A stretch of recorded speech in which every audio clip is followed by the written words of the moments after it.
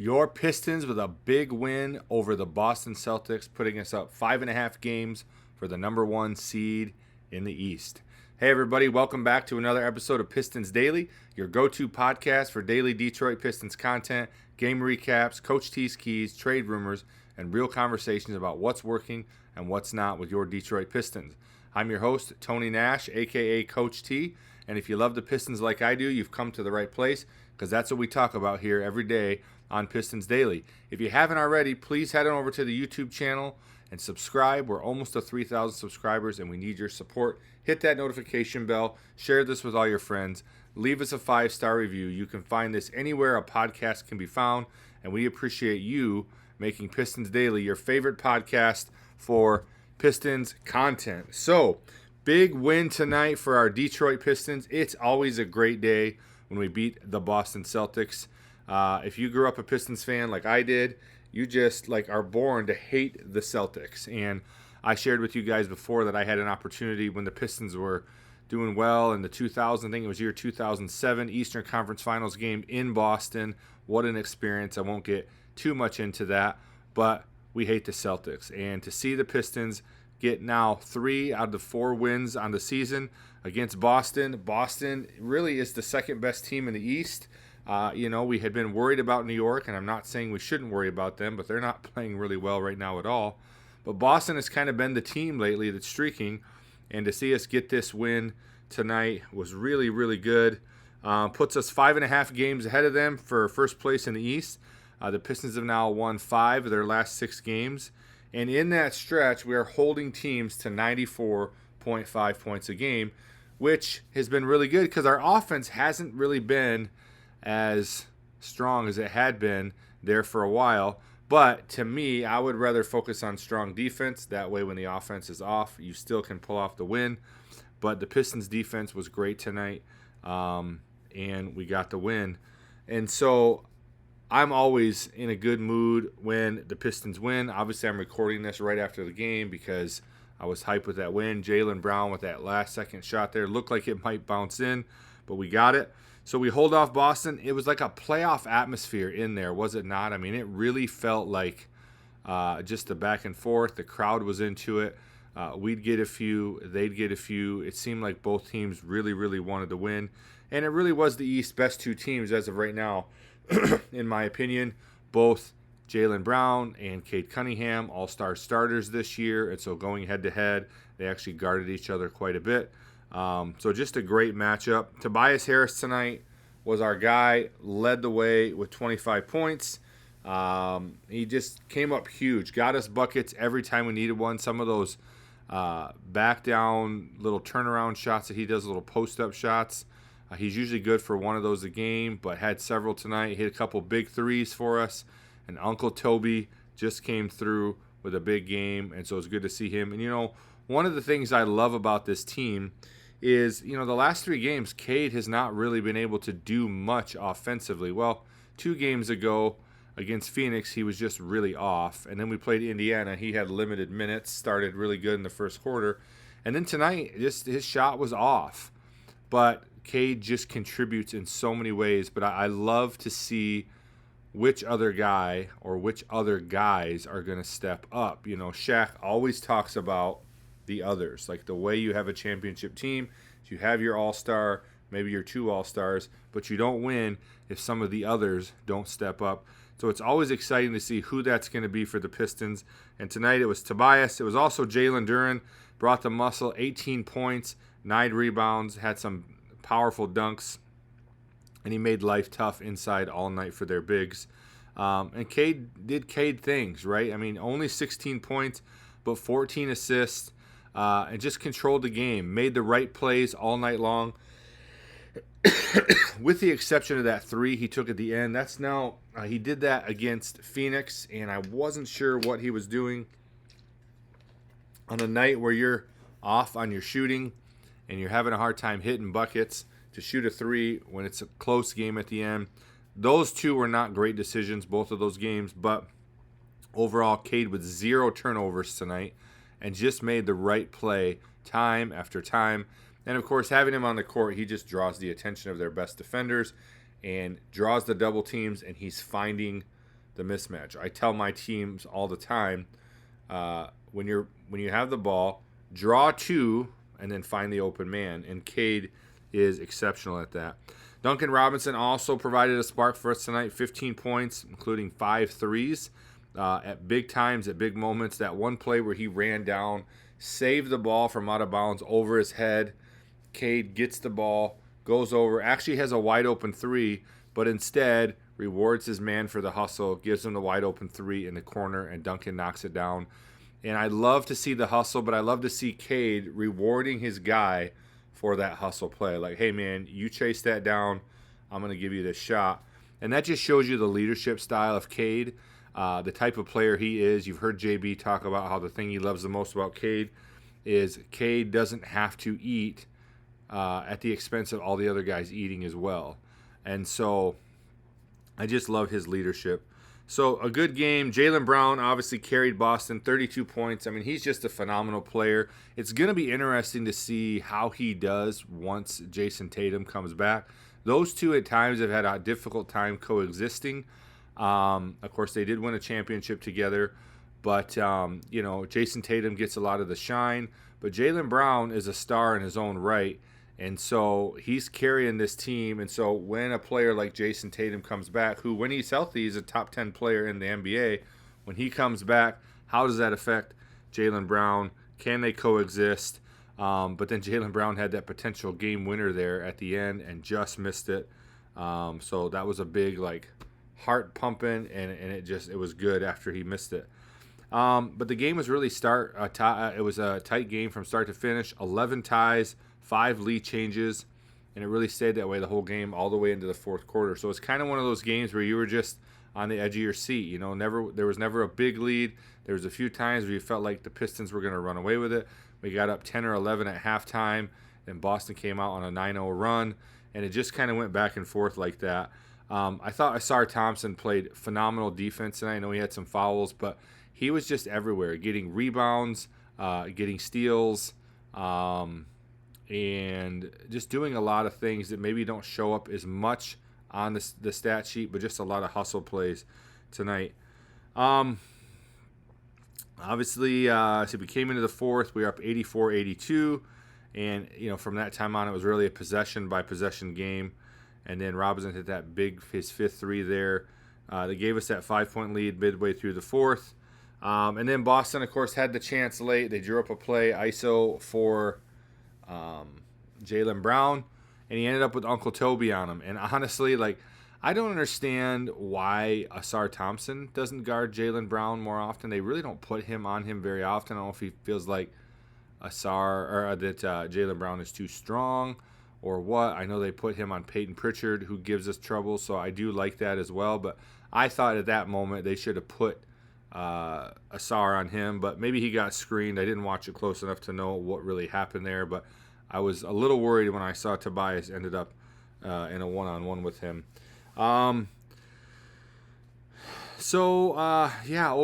just a big win for the team. Love it when we beat Boston, even if it was just by 1 point. At the end of the day, the dub is all that matters. There was a lot of things that we could have done better. Offensively, again, it wasn't a great night for the team as a whole, but some other guys stepped up. For their team, I mean, they got help. Peyton Pritchard had 17, Hauser had 16, and even Luka Garza, he ended up with 10, even with those early 4 fouls. So, they had some opportunities, and, it could have gone either way, could have won anyone's game, and, of course, that shot goes in at the end, and we're in a different mood right now. So, but I think Detroit keeps winning because it's never the same hero every night. Cade scored 32 last time, and you can tell they came in with a plan to throw bodies at Cade Cunningham, and that's what they did all night and made everything hard for him, made everything difficult, nothing easy. But Cade found his guys, and other guys stepped up and were the hero. And I think this is why this team is so tough to beat.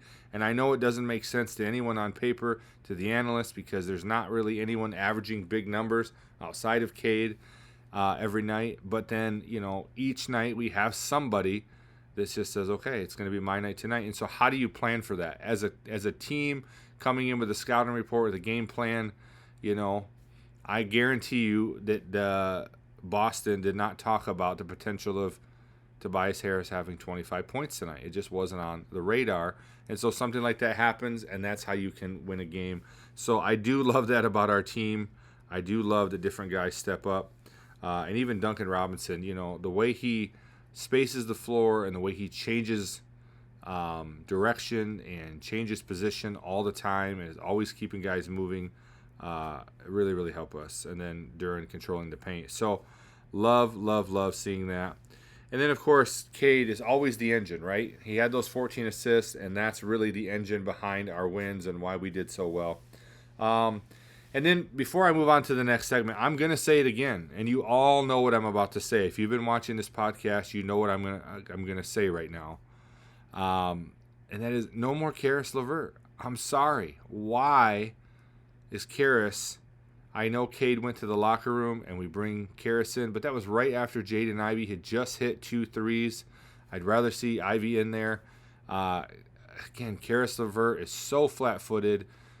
He had, a couple turnovers tonight, just slows the ball movement down. I just don't get it. And I am convinced that JB, and I've said this over and over, he's just got something for Caris, and it shows. And, man, I would have loved to have seen Dennis Jenkins come in. I just really would. I think in that moment where you need poise and you need playmaking and you need someone to keep the action going on the offensive end, you go to Caris LeVert. And I have not seen a single game this year where he's proven to be the guy that can control the offense. He's hit some big shots at times. He's had some big defensive stops. I'm not at all saying, again, that Caris is not a good basketball player. This is the NBA. They're all good. But how he is that option in that moment, I just don't understand. He really doesn't really add anything. He was a +1 tonight, so, he's had worse games, but just I don't get it. So, again, continue to let me know. I still haven't had anyone show me in the comments why they think Caris LeVert is the right guy. I think a lot of people are now getting on the bandwagon that I've been talking about for 2 months, that Caris LeVert doesn't fit with this team. So let's sound off in the comments. Celebrate this win. Let me know your thoughts. And then the big news from today, as you're watching this, the big news from yesterday, Cade Cunningham named an NBA All-Star starter. I meant to look this up. I saw one person put that Cade is the first Piston to be a starter since Allen Iverson, but then someone said that Cade is the first starter since Blake Griffin in 2019. But I don't believe Blake Griffin was a starter for the All-Star game, and I could look it up right now, but it really doesn't matter. Cade is the first player we've had to be really excited about in a long time, and to see him getting a start on the All-Star team, boy, I'm really looking forward to that. Just coming up here in a couple of weeks. It's going to be a lot of fun to watch. Hopefully, the All-Star game is a little more competitive this year with the way they're doing it, with USA versus the world. Hopefully, we'll see something a little more. But Cade, let's see, the East was Cade, Jaylen Brown, Jalen Brunson, Tyrese Maxey, and Giannis Antetokounmpo. And then the West was Luka Doncic, Shai Gilgeous-Alexander, Wemby, Steph Curry, the old guy got it, and Jokic, I think was the other guy there. So awesome to see Cade getting some love from the fans and getting that all-star starter, much deserved. And I'm going to be really excited to see Cade getting that start in LA. I hope the jerseys are sweet this year. I'm probably going to get me a Cade all-star jersey to celebrate that. So pretty cool to see that. Let's give Cade some love in the comments, even though, again, kind of a tough offensive game tonight. But still he's just the leader of the team. And really, overall, I mean, 16 points, 14 assists, 0 turnovers is not a bad game. So that tells you the level he's at when that's considered maybe a mediocre game for him, because that's really a solid game. And then I don't know if you got to see this, but Cade sat down with Real Talk and gave an interview, and it was really, really good. I'll try to link it here in the comments. You should go check it out. It's like an 8 or 10 minute interview he did with Real Talk, just about his season and how things are going. And it was really cool. there was a section in there where he talked about all the guys, a lot of these young guys like him, Stu, JD, Ron Holland, J.I. Some of these, they've known each other for years since they were kids, and they grew up in the AA circuit, and a couple of those guys are from Texas, so they, played against each other. And he said just for them all to grow up together and then be on this team together is just really cool. And, you've heard other guys talk about how it just, like Duncan and Karras talk about how it almost feels like a college team because these guys are so young and they're so hungry and they want to win. And you really see that. And then, he just says the guys, the chemistry, he goes, basketball is just really a lot of fun right now and everyone's having a good time. And then he talked about the 28 Olympics, and they asked him, like, is that a goal of yours to make it on the Olympic team and be a part of that? And, of course, Cade said, yes, absolutely, I want to be on that team. And he's looking forward to that. I think we'll see Cade and JD on that if he keeps up the way he is.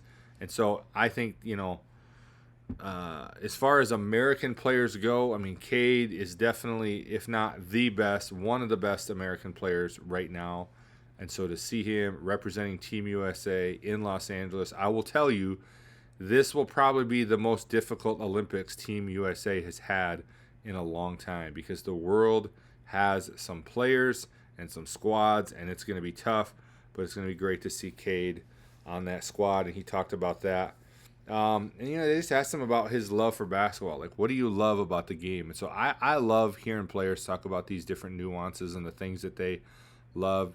You see Cade's love for the game come through in the way that he plays, but he talked about how it's just an adrenaline rush, like being out there, being in the big moments. He says having the whole state of New York boo you and be against you, he's like, you just love that as a competitor, and you love to hear that your players like that. He said the fast pace, to perform in front of a bunch of people. He loves that it's a team sport, that it's not just something that's relying upon him, but that he also has a group of guys around him that are trying to accomplish the same goal. And again, that mentality is great. And so you got to go watch the interview. The stuff he said about the Knicks and the stuff that he said about the Olympics and even growing up with his guys and his team, it's really just all the things you would want to hear from your star player. And we really are blessed to have a guy like Cade with this franchise. And it's not often that a franchise gets a player like this, and it certainly has been often that the Pistons have had a guy like this. So go check out that interview and let me know your thoughts. And then we'll round out tonight's episode, or today's episode, with a kind of a trade rumor. This isn't one that's new to us, but our boy Mike Valenti from 97.1 The Ticket is up to it again, drinking his haterade, coming at the Pistons in just such a condescending tone. And you can just tell by the way he's so dismissive of certain players and the team in general. He's not a fan. He's just a pundit, a commentator, and he likes to get clicks and he likes to say outrageous things. But he started it by just mocking the morning show because they said they were debating on whether or not the Pistons should make this trade for Michael Porter Jr. And he kind of talks about what the trade is, and I'll tell you here in just a second. And he's like, is this a joke? Like, are we even debating this? Like, this is something you should do all day long. Like, in other words, giving up the guys that they're talking about don't mean anything, and why would you even consider it? So he says Michael Porter Jr. makes absolute total sense for the Pistons, which if you watch the Pistons, I don't know that he does make perfect sense. He's a very offensive, ball-dominant player, shoots 9 threes a game. He can shoot the lights out. He's got championship experience. Obviously a great player, not necessarily known for his defense or his hustle. He's had some injuries, not in several years, but it's not so obvious that you take a team that's 5.5 games up in the East, that's continuing to win with the squad they have over and over and over, is blessed with a lot of young talent. It's not an obvious thing to say, let's break all that up for a guy that maybe will help us, maybe won't. On paper, yes, but on paper doesn't always translate. And so just the way that he's so absolutely dismissive of what we have, it just tells me he doesn't watch the games. He looks at the box score, and that's fine. He says to give up to, they talk about giving up Tobias is such a, in his words, a nothing burger. He said, I can't even believe it was a debate. He So Tobias is a bloated salary and a corpse with no future.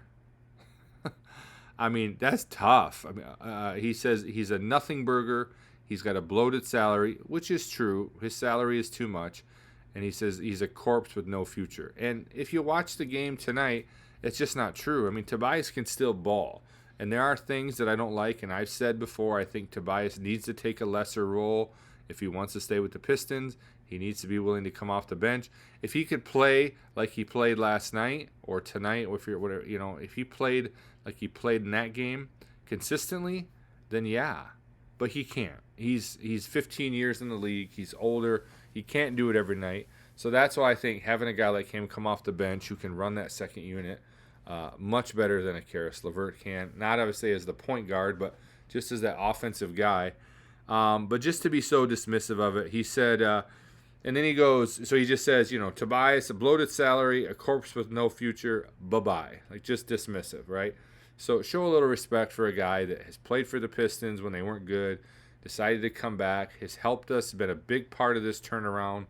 And if we do lose Tobias, there's going to be a part of me that's sad about that because I like what he's done for our team, but I also understand he may not be the solution for the future. And we've talked a lot about that. And then the other one was Caris LeVert. And this is one area, Mike Valenti, if you're watching, this is one thing where we agree 100%. He said Caris LeVert has Legos for feet and doesn't matter to this team. So I'm going to agree with that one. Legos for feet is actually a really accurate description. The guy's so flat-footed, on his heels. No question he's been able to have impact on other teams, but he is not the guy for this team. And then he said it was for a 27 first-round pick and then 2 second-rounders. And he said that deal would have been done yesterday. Not even think about it. He goes, you could throw Ivy in there. You could even throw Holland in there, and I would still do it. He goes, I like Holland, but I don't want to wait on Holland. I have time for that. I want to win right now. And, I want to win right now too, but I don't want to win right now at the expense of only being good for a year or two and then it all falling apart. And so we have to find a way to win and also keep our team together. So, will MPJ end up in Detroit? I don't know. It seems to be the one we hear about the most. Detroit News has given several proposals for this. There's been some that have included Tobias and Caris, like this one, some Ivy. Even one I saw included Asar Thompson. So, who knows what he will. I'm still not quite there. Unlike Mike Valenti, I don't think it's so obvious, and I don't believe that these other players are a nothing burger. What we have right now in Detroit is a team. And, there are a lot of NBA franchises that have an all-star, that have a player or two, and they can't win games. But what Detroit has is a team. And I love the team we have. And I think if we can figure out a few things, and there are some certain glaring things that got to be addressed, but if we can keep this team together, maybe add one small piece or two again, this is why I hope that we find out something about Beasley before the trade deadline, because I think if we get Beasley, it solves a lot of the problems that maybe we've been having. So, anyways, those are my thoughts for today. Let me know your thoughts. Get some comments going about the Pistons' big win against the Celtics. Who runs the East? That is the Detroit Pistons. 5.5 games up. If you're going to win the East, you got to come through Detroit. New York streaking the wrong way. Big loss yesterday against Dallas, even with Jalen Brunson back in the lineup. So they're struggling to figure things out right now. Let's give Cade some love in the comments about being an all-star starter. Thank you all who voted. Pretty exciting to see him there, and who's looking forward to that all-star game. And then let me know, let's hear some sound. Let's sound off in the comments about our buddy Mike Valenti and this MPJ talk. Not necessarily about the trade rumor itself, but just his dismissive way of talking about the Pistons. I'm not a fan of it. And some of you might like Valenti. And certainly he's a good commentator and has been doing his thing. But his hate for the Pistons drives me crazy. So anyways, thank you guys for watching. Remember, help us get to 3,000 subscribers. We're getting so close. Hit that subscribe button. Hit the notification bell. Keep supporting us. Thank you for making us your favorite Pistons podcast. There's been a few of you that have mentioned just in the last couple of days that this is your favorite part of each day. That means so much to me. I appreciate that. Keep the comments going and keep our Pistons going. And as always, Detroit basketball. Let's go, baby.